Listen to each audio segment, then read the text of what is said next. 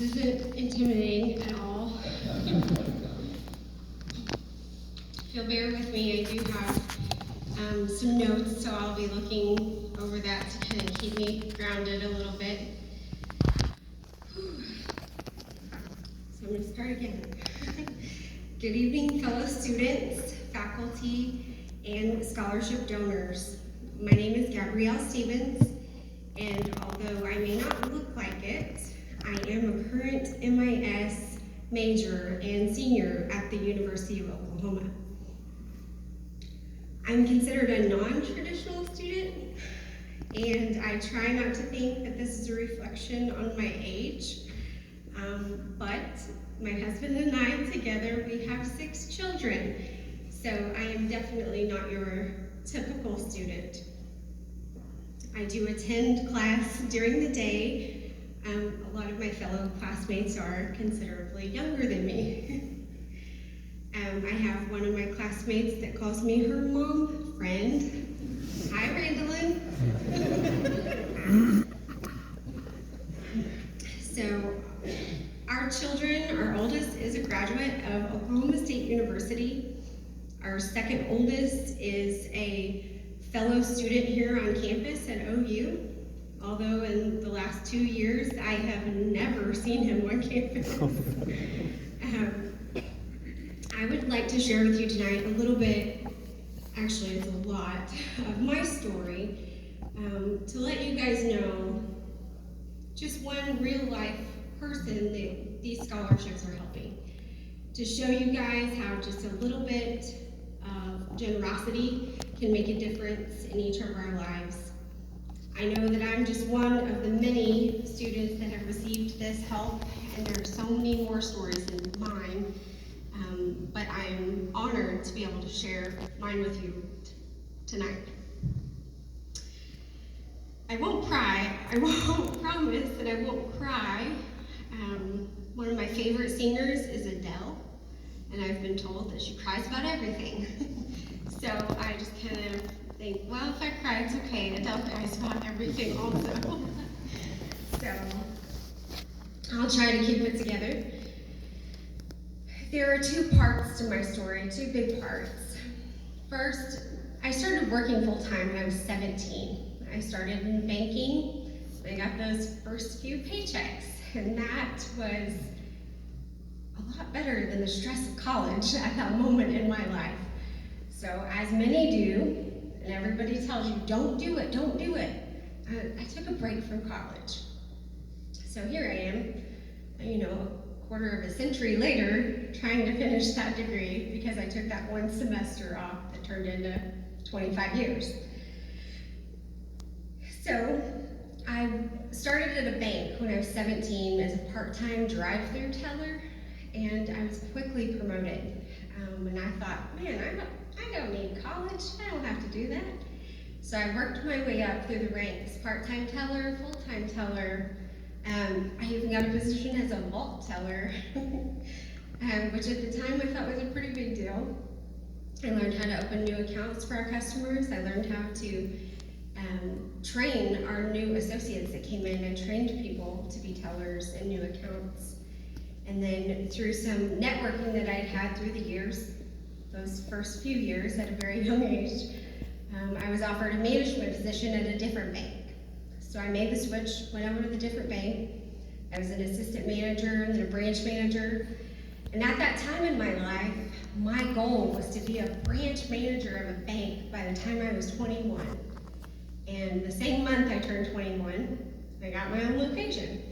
So I'm not for sure who thought it would be a good idea that I was a branch manager at 21 years old, but it happened. I had some people that I worked with that had faith in me, and they gave me that opportunity. They gave me that chance.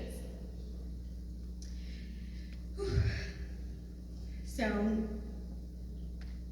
sorry, let me compose myself for a second. As many have mentioned before, and I'll mention also in my speech, this is to my fellow students, and it has nothing to do with your computer skills. Networking is such an important part of your career and of your lifelong journey. Every job that I've received has been through some type of a connection that I've made in a job, in a civic organization, just meeting people on the street. Even though you have fantastic computer skills, and I have learned very quickly that my fellow students are so intelligent, and I respect them so much for that. But remember to keep your people skills, to work on your networking skills. A lot of times that can lead you on to your next step. So, I worked as an assistant manager, moved up to branch manager, became a consumer loan officer. I was making decisions on whether or not I could give people their car loans. I got to that position and I was 25 at the time. And I thought, man, I'm gonna do this for the next 35 or 40 years? I'm in trouble because I'm bored already. I've got to figure out what else to do. So at that time, I had 2 financial advisors that worked in our investment department, and their assistant had left. And so, I called them up and said, hey, you guys need an assistant? Joking around because I was at a higher level. And they said, yes. They said, are you joking? And I said, well, kind of. Tell me what you got, kind of a thing. So I stepped down as branch manager and consumer loan officer, and I joined the investment department. I worked as an assistant for them while I studied for my Series 7, my Series 66, and my life and health. So I got all my licensing done, still a fresh face of 25 years old, and became a financial advisor. That took me down a different path. I worked in the financial services industry for 10 years. I worked as a stockbroker and a financial advisor for Arvest Asset Management, and then Raymond James. I ran an office for Raymond James. I was an office manager. I have many lifelong clients that I still keep in touch with, even though that's not in my thing right now. So, sorry, I'm going way too long, guys. After some relationship and building and networking, again, more networking, I was given a very unique opportunity to join a completely different industry, and I took it. It was an adventure, it was exciting. It was people that I had known for 7 years, and they offered me the opportunity to work in aviation. So I started working in aviation, I became an escrow agent, I became a corporate officer for a trust company. So I worked in that for about 3 years and loved it. It was exciting, it was new, it was different. Our meetings every year were in Las Vegas and Orlando. I even got to go to Germany twice. It was fantastic. I was moving and shaking and holding my own. At the time, I was a single mom, had my own little house, and thought I was doing pretty good. Now that little one got his driver's license yesterday, along with another one of ours that is about to get his. And you may be thinking right now, what in the world does any of this have to do with MIS? Why is she here? Why is she talking to us about these things? Well, I wanted you to know that after dipping my toes in the aviation world was right about the same time that I met my husband, John, who is here tonight with me. And sometimes you feel like different stages in your life are kind of orchestrated on your behalf. You don't know what's happening until you look back on it and you're like, oh, okay, well that's why that happened and that's why that led me here. And meeting my husband, John, was one of those things. We had dated for about 1.5 years, we got married, we had been married for about 1.5 years, we had built a house, everything was fantastic. And we decided to have a baby together later in life, which was exciting, but also reminded us of how old we are and how tired we are. So we do have our youngest that is considerably younger than our oldest, that's 23. Everything was fantastic. We were married, we have our 5 children already that are beautiful and funny and loving. After years of being a single mom, and then meeting the love of my life. I was gonna have this other baby that I didn't think I was gonna get to have, but it was all happening, it was all laid out. And then it happened. I had some trouble with my sinuses. I might have some trouble right now. And my ear, nose, and throat doctor called me, and he said, you know, they were waiting to do a procedure on me until I was 14 weeks pregnant, and they were going to go in and remove this nasal polyp. Sorry, I know that's too much information. But he said, Gabrielle, I can't do this procedure on you. This isn't a nasal polyp.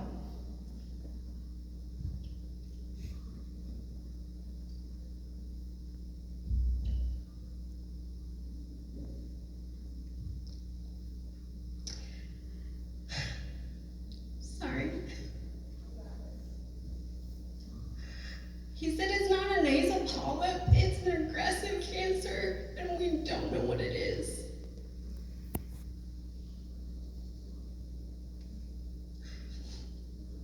Sorry. So there I was.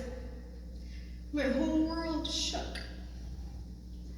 I went into my boss's office and I just told her I have to go. I have to go.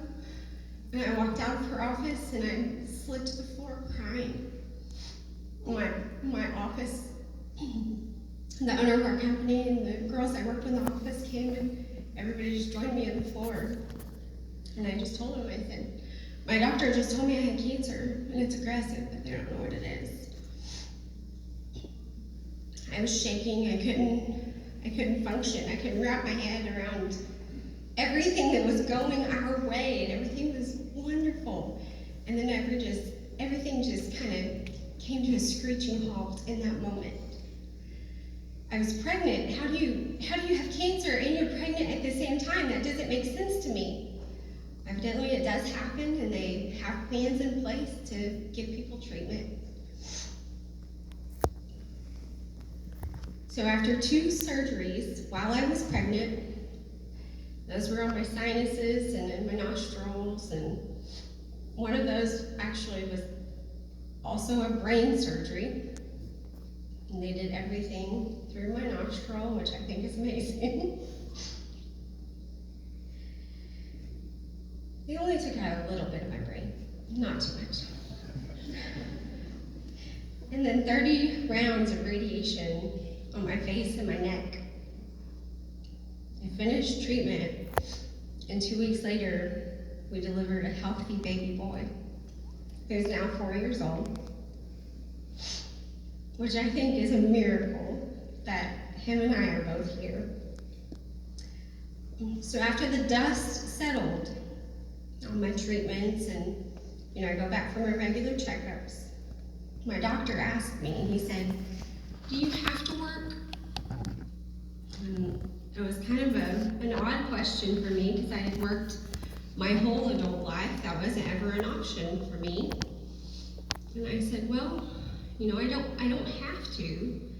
I married this amazing man who is retired, and we could probably make some adjustments and I wouldn't have to work. And he said, don't work. He said, just enjoy your family. You see, my cancer that I had was olfactory neuroblastoma. It's a very rare, very aggressive cancer. The stage and grade that I had is very aggressive.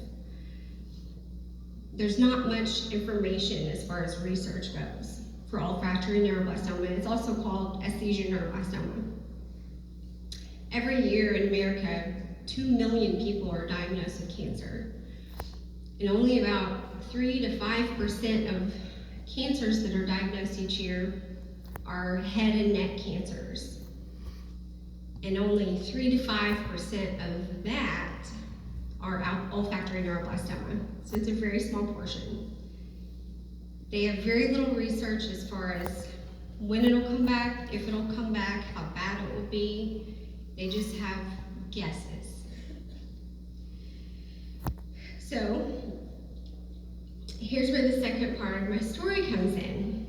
Trying to tie all of this together for you guys. Being here tonight, being in the MIS program, being a student at the University of Oklahoma. I should have brought a Kleenex. I usually have them stuffed up on my sleeve. Thank you. Being a student at the University of Oklahoma is a bucket list item for me.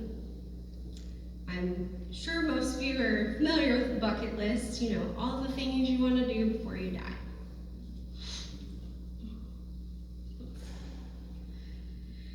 So I'm here, and my husband and I have kind of changed the way that we look at things. Going through something like that changes your perspective. You have a different lens to look through when you think about your life and what you're going to do in the future.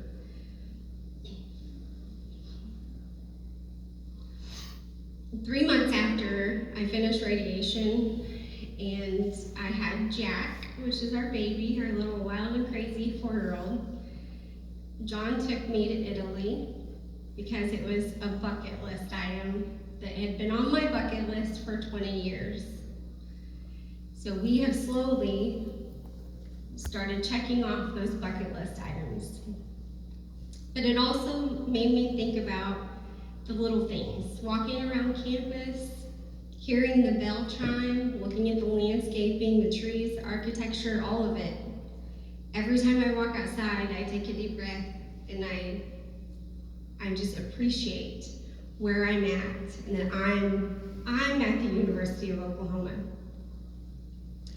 When I worked in aviation, this is a side note, it's not my speech, I would try to get deals from customers, and there was this little network of people.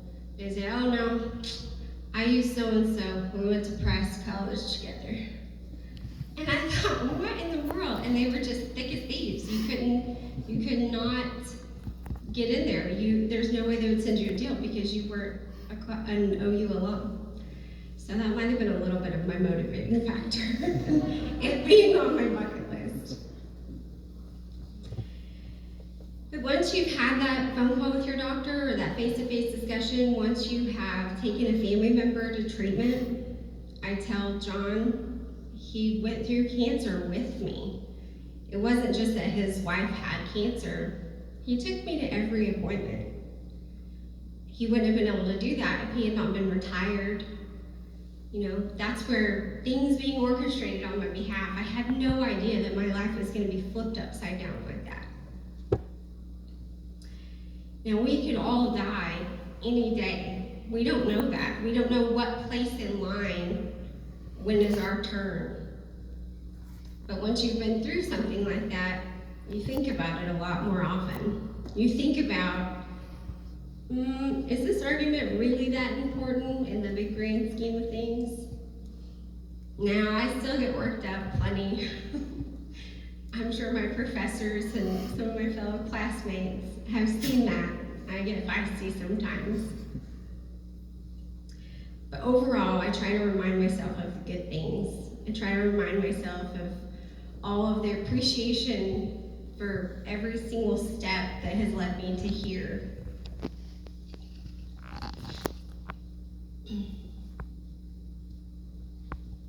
So sorry. Excuse me. I chose MIS because it was a new industry, and I thought it would be something that would help me advance to the future. Something that I could work on from home maybe, that I could deal with my health issues on the sidelines, and you know, if we're chasing those bucket list items, you can do MIS work from anywhere in the world. I didn't know at the time how difficult this degree plan was. So it has been a challenge, and I admire every single person here that has been through those classes and learned that information, because I know it is so difficult. So fellow classmates, remember to get some rest. I know there's a lot of late nights doing homework, but remember to look at the beautiful sky and our beautiful campus when you walk out those doors at Price. Just savor the moment when you hear the bell tower chime. To our faculty, thank you for taking a chance on me and supporting all of our students through this process. This is one of the only departments that I've been around that is this close-knit, that they truly want to see their students so successful. And it's wonderful. I'm honored to be a part of it. To our donors, thank you for every minute and every dollar that you have committed to us. Even little things contributing to somebody's future can make a huge difference. The other thing about college being on my bucket list, I forgot to say this earlier, sorry. It's on my list also, mainly, because I'm the only person in my family that's ever been to college. My grandfather passed away in 2016, and he was illiterate. I'm the only person in my family that completed high school. I have classmates that they're third generation OU students, that their grandparents went to OU. So that's a driving force behind my motivation. Give me something else to worry about besides what does my future hold health-wise. But it's also something that changes my trajectory and that of my family. It changes it not just for our kids,